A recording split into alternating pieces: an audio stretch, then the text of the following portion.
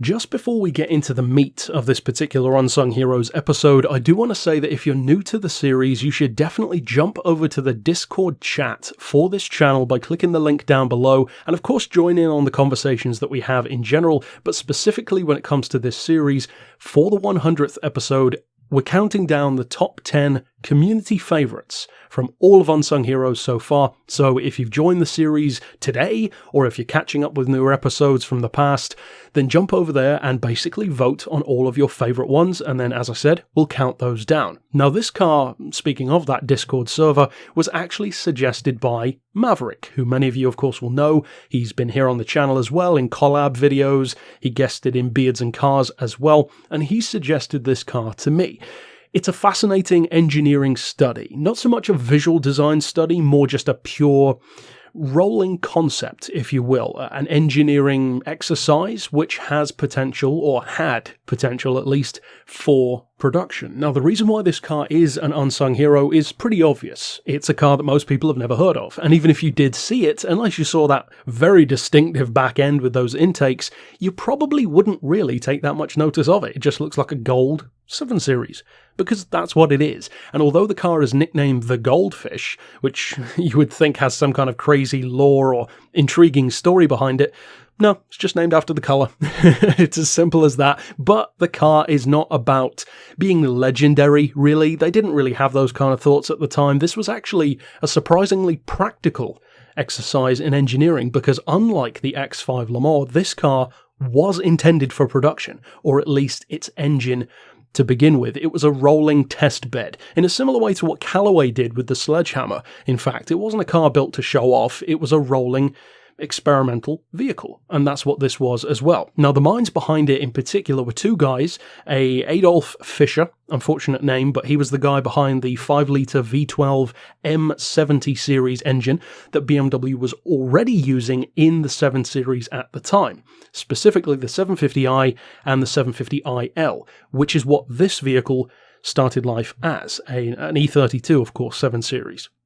And the other guy behind it, the creative lead, if you will, was a Dr. Karl-Heinz Lange, who was over the powertrains section of BMW as well in 1987. Now, the inception of this car's engine, in particular, occurred in July of that year, and it was first tested on a dyno in December of the same year, so it had a pretty short gestation period, but of course much of the car was already developed and they were more modifying an existing idea rather than a complete ground-up creation. Now, the engine that it already had in the production model, that 5-litre V12, was already a great motor, 330 horsepower, or 330 pound-feet of torque I should say, 300 horsepower, and as I said, it was a 5-litre V12.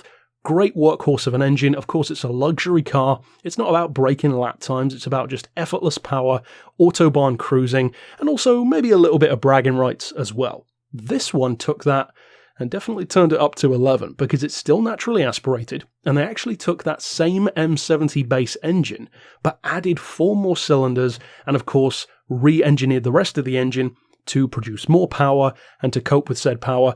But it had its own issues as well, not the least of which was, of course, size and weight. Especially size, because this V16 engine, which is what it ended up being, a 6.7-litre naturally aspirated V16, was a foot longer than the standard V12, and of course, to have that in the engine bay, which is already pretty cramped in the 7 Series, would have meant a very hefty redesign of the front end of the car. And it's that design problem, if you will, that actually led to this car being so visually distinct, because it's actually the radiators that were shifted into the back end, into the trunk, to be specific, and of course those ducts on the side of the vehicle, which were incidentally handcrafted fiberglass, of course took all of the radiator duties to the rear of the vehicle, and also had a grille at the back instead of just the fascia, which you can usually see on the rear of a 7 Series, of course for that heat to get out. Now, the car had great specs.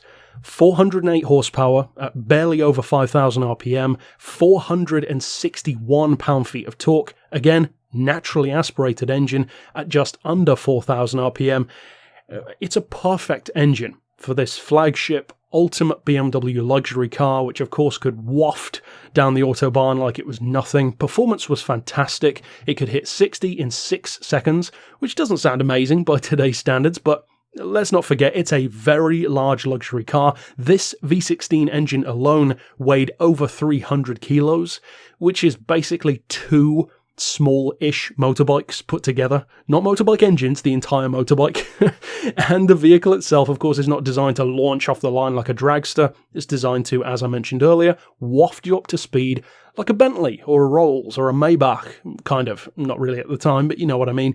And the top speed was fantastic. 175 miles an hour, which is pretty serious, actually. Even for a luxury car today, that's very good. That's like on par with a Maserati Quattroporte in some cases. The unfortunate problems were, though, fuel economy and, of course, the practicality of having such a large engine in that existing model. Now, as I said, it was a rolling test bed. It wasn't like they were going to start producing these exactly as it looked here.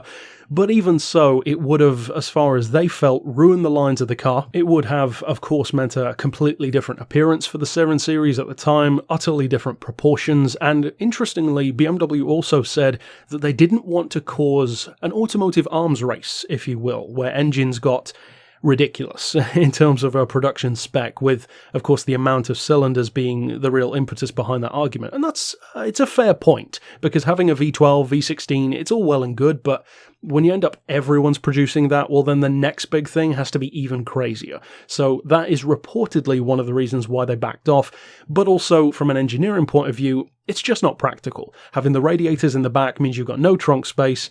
Many people would not have liked the look of the car because, of course, having huge ducts on the side is great for a supercar, but not for a 7 Series luxury vehicle. So ultimately, it was just what I said, a test bed.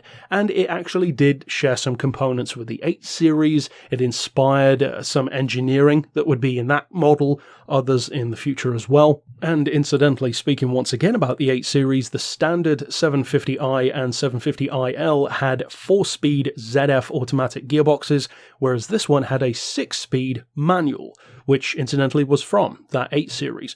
So it was an interesting little combination of parts bin special and bespoke creation, which certainly is an amazing engine, but from a practicality point of view, from a tooling up and engineering point of view, maybe not quite as viable. But still a fascinating vehicle, certainly one of the most obscure BMW performance concepts, and I think a pretty cool one. Ultimately, it's an unsung hero that kind of makes sense, because many of them maybe failed at racing or weren't successful on the street or just went under from bankruptcy or burned up in fires, whatever the case may be. This one, though, kind of makes sense. But it's still a car that deserves more attention. It's a very cool engine, and in some ways it kind of reminds me of what TVR did with the Speed 12, combining those two Cerberus engines together. But overall, that's it for this particular pick. Of course, click here on screen for the previous episodes if you're new to the series, and of course, jump over to the Discord to vote on your favourites. But for now, as always, thanks for watching.